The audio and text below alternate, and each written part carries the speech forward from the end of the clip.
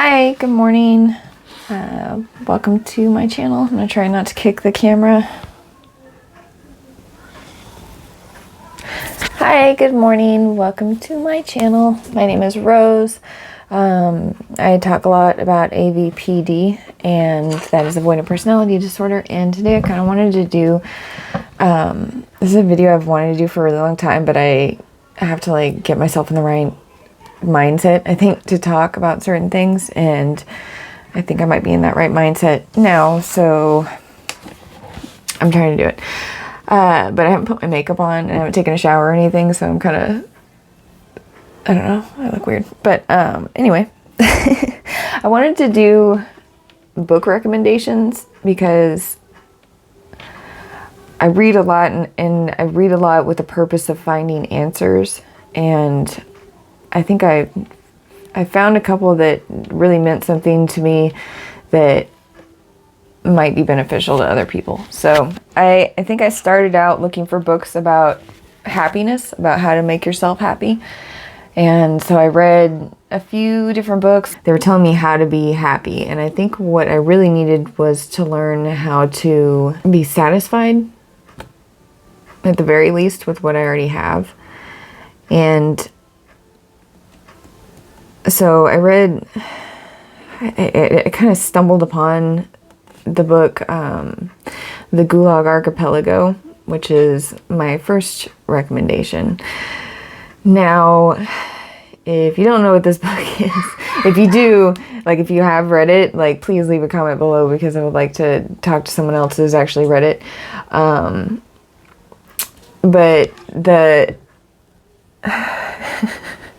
it's such a crazy book. The reason it really changed my perspective was just seeing how bad other people have had it in the past. So in this book, it's about this guy, Alexander Solzhenitsyn. He was a prisoner in the gulags in Russia in the early 1900s. So they had the Gulag Archipelego. He's saying it was a chain of Russian prisons in the middle of Siberia. And if you were caught doing anything, they would send you there for a tenner, which is 10 years hard labor. You'll probably die in the middle of, the Arctic, basically Siberia, So the whole book is horrific. It's really, really awful what people have been through. And the one chapter I read that just changed my perspective on everything. There was this chapter called Transportation. I think it's chapter 4. So what he does is he met a whole bunch of people in the gulags, and he kind of condensed all their stories. And so the first chapter is I think it's an introduction, and then the next chapter was arrests, and he just goes through how everybody got arrested, and he's like, this person got arrested because their brother said that one time I said that communism didn't seem to be that great, and they put him in Siberia for 10 years. I mean, it was ridiculously tiny things that these people were getting thrown into hard labor camps for. So the whole second chapter is, I think it's the second chapter, is all about all the people who got arrested and why they got arrested. Third chapter is basically the torture that they had to endure, sleep deprivation and whatnot. Which it's crazy. He says in the book, he's you don't think it's that hard to sit on a bench for a week with a bright light in your face until about day 2, when you're anyway, you read the book, it's messed up. But I believe it's chapter 4. I can't remember chapter. I think that was chapter 3. So chapter 4 is Transportation.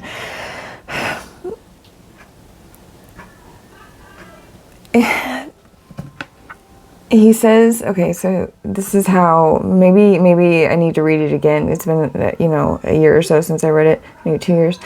But he said there was your train that goes into Siberia, and all the train, all the cars in the front are for like the people who could pay for a nice ticket and a bed and whatnot. And the like very last car is where they keep all the prisoners that are going to the labor camps.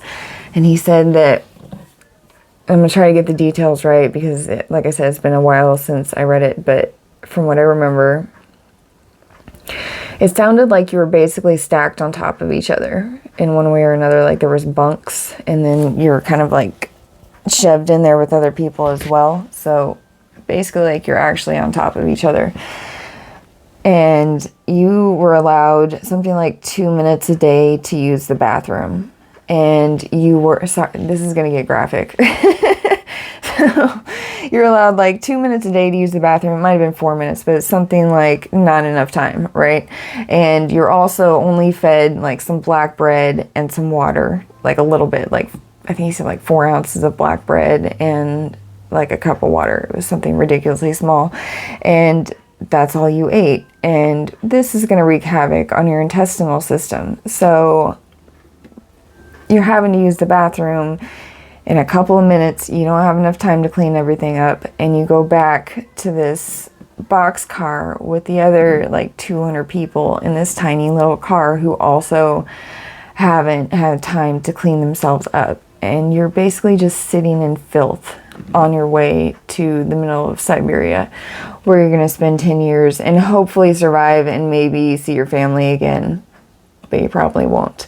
So I don't know. I read that, and then afterwards I was just like, I need to stop being such a pussy because my life isn't that hard.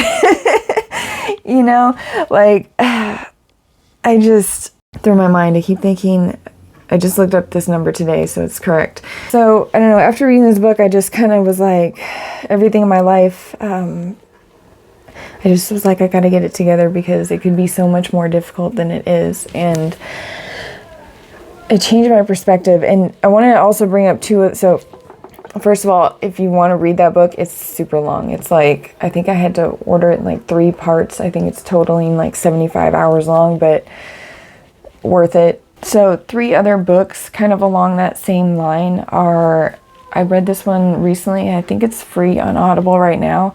It's called Tomorrow I Die.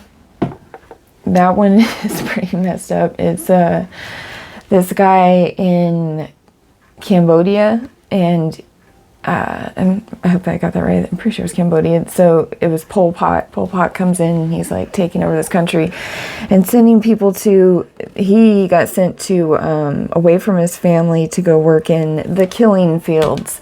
So they had killed hella people, like a lot of people. Pol Pot killed millions of people. So I didn't look up the number. I don't want to like guess, but presumably he was like one of the most genocidal dictators in history. I think he's like top 5. Slaughtered people, right? And so this guy has to go work in the field where he's cleaning up the bodies. And I don't want to get into too much detail, but it's pretty messed up. It's a short book. It's another good one to make you appreciate what you have. And the third one is a book called In Order to Live. And I can't remember her name. I should look that up before I started this. But is a girl who escaped from North Korea. She was on Joe Rogan. If you watch that show, she was on there talking about her experience escaping from North Korea and like what it was like to live in North Korea. And her story is like horrific. It's really bad. Like, she goes over what it's like escaping from North Korea and living in North Korea, and it's really bad. And a lot of people, so that book is somewhat controversial because I've seen some people say that she's making some of the shit up, or like some of the translation was bad when she first came out. I know it's a strange tactic to read books about genocide to make your life seem better, but it totally worked. Maybe don't do this if you're already like really depressed, because it might send you into like a bigger depression, because they are really depressing. But I don't know. Let me know if you have recommendations for other books. I found that just reading biographies, reading memoirs is helpful to my mentality, because It's almost like you get to experience another person's life for a few hours. A really good biography is A Long Walk to Freedom, Nelson Mandela. Very good book. It's amazing, you know. That's another one that makes you just be like, well, I haven't really done much, you know. Like, I really want this? Like, this guy spent 30 years in prison fighting against apartheid, and I'm over here like, life is hard, you know. I have AVPD. So, I don't know, it made me just look at my problems and be like, you know what, like, maybe this is a problem I can fix. That's my child in the background, if you can hear him. Anyway, yeah, so I recommend reading biographies. I recommend reading books about horrific circumstances, if nothing else, just to make you appreciate your own life. Also, I find that reading books about, like, brain science is really helpful to me. Like, if you haven't read Atomic Habits is a really good one. I can't remember the name of the first one. I think it just might be The Power of Habit. But they both show you this loop that you can get in on, the habit loop. So it's like a cue, habit reward. So I like to read about how the brain functions, and the habit training books are really good insight into how that works. So if you read any books on habit training, I think it's really helpful to you, and it's really helpful to, like, retraining your mind to think more positively and to make yourself more happy. So, you know, instead of looking at your situation and be like, oh, my whole life sucks, you can be like, you know what, there's been 110 billion people on this planet in the span of human history, and I'm, like, better off than almost all of them. You know, like, we're the top 0.00001% of lucky people to be alive on this planet. You know, like, I have running water, I have a toilet inside my house, I have free education 2 blocks from my house, I have a vehicle that runs on gasoline power, I don't have to, like, ride a horse everywhere I go and clean up manure. You know, my cost of living is kind of high, but I also get paid more than, like, anyone else in history, except for, like, you know, people who are upper middle class to, like, the filthy rich right now. But still, I'm making more money than everyone else in history, right? You know, I'm not trying to say I'm rich. I'm not rich by any means, but, like, people have been really broke for a long time, and they still are in a lot of parts of the country or the world. But, like, a beggar on the streets of America is making more money than a lot of people all around the world right now. So I just, you know, I have a house to live in. I have beautiful children who are healthy. And I have a lot to be thankful for. And you know what helped me also?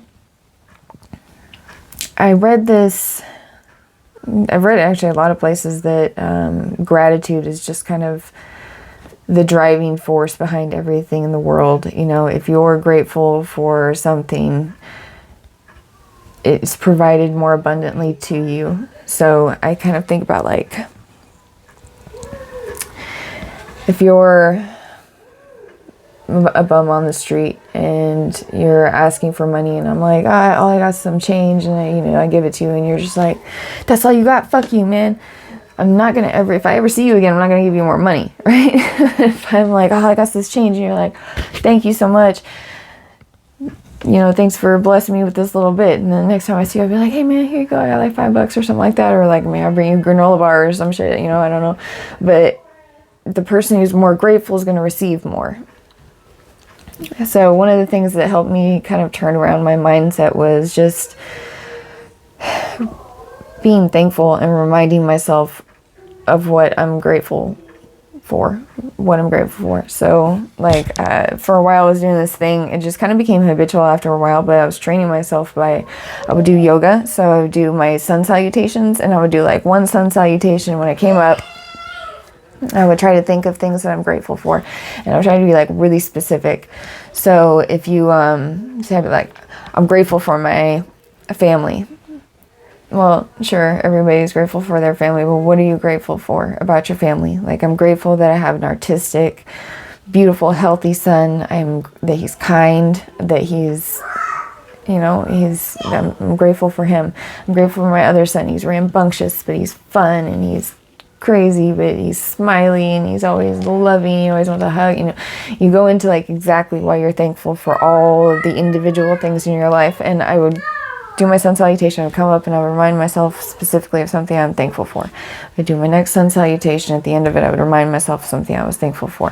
And I kept doing that, and do 5, and then I'd do some affirmations, meditations, but that practice of just reminding myself what I'm thankful for would propel me to do more that day. Gratitude is one of the key things, I think, to any type of success, to any type of moving forward, is wherever you are, start where you are, do what you can, use what you have. So you say like, this is where I am, this is what I have, this is what I can do with what I have, where I am. And then you fucking do it. And I think a big part of that is saying, it's not that bad, my situation's better than I think it is. These are the benefits of the situation that I'm in right now. What can I do to use those to move myself forward? And like, what habits can I create in my life to make these things possible? Right now I'm working on trying to be financially habitual, like record keeping and whatnot, and failing miserably. But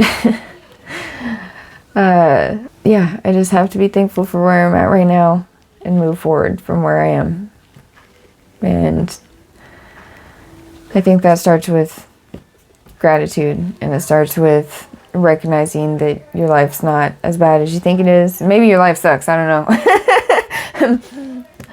A lot of people's lives suck, so I'm not trying to judge you, but be grateful for what you do have and use it to move forward.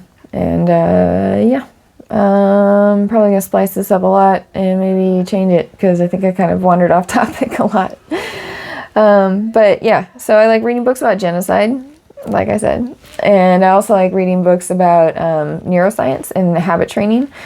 So Atomic Power, or Atomic Habits, and The Power of Habit, I think is what the other one is called. I'll throw the links down below. And what else?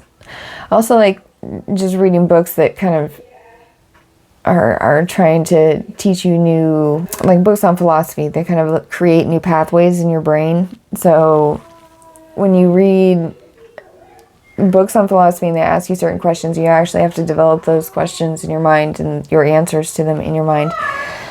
You create new pathways in your brain and you increase your intelligence. Obviously you're learning something new, but you're actually like there, it's almost like a compounded effect. The more pathways that you create in your brain, the almost more that you'll be able to learn. Like, oh, if I am saying that you should listen to this book, the Gulag Archipelego, it's like 80 hours long, like 75 to 80 hours long, if I remember right.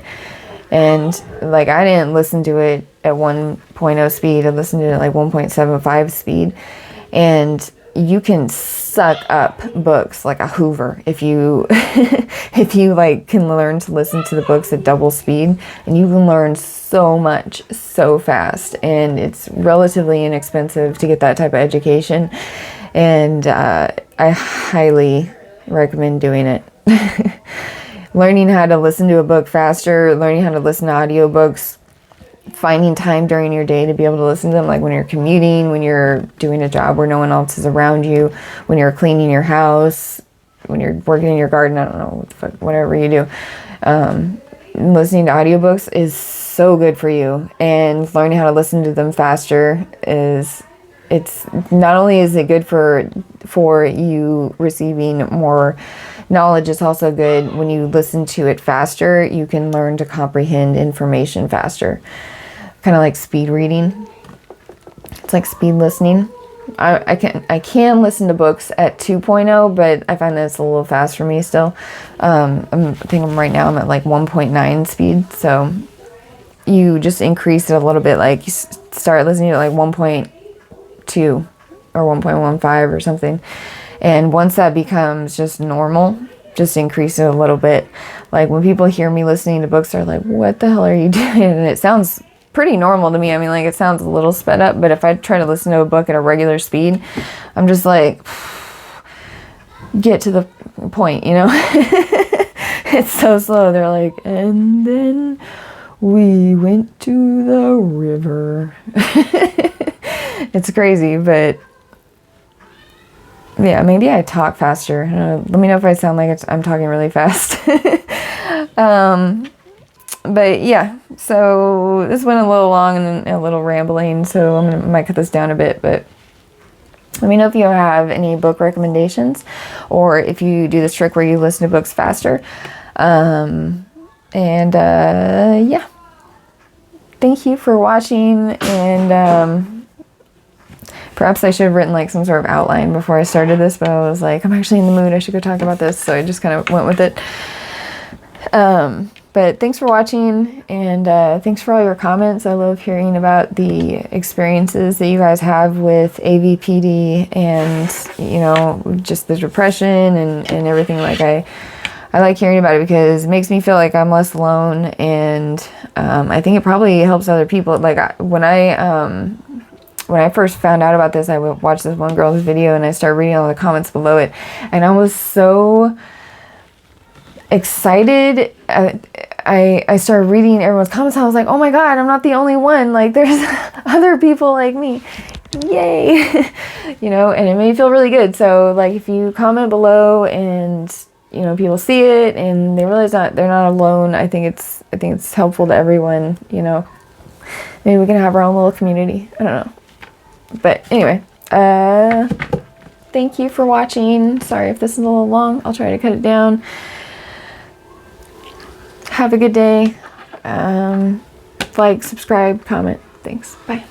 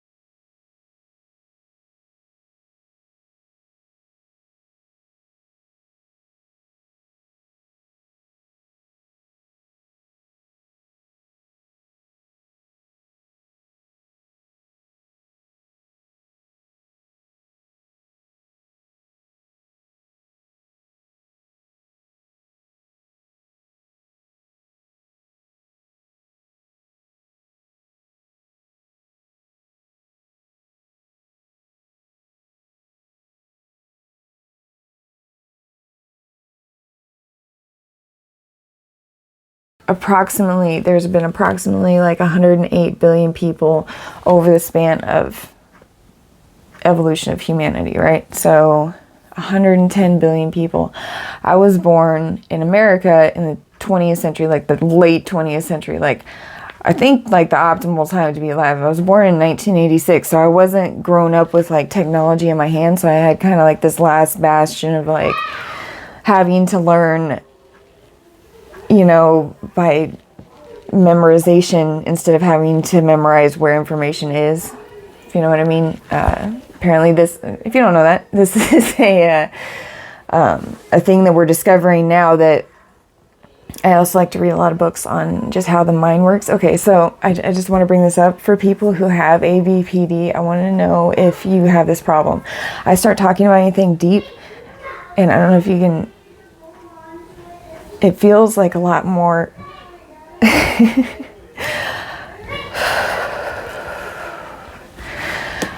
I start having like an actual panic attack, but it happens whenever I'm out with other people or when I'm talking about anything too deep. So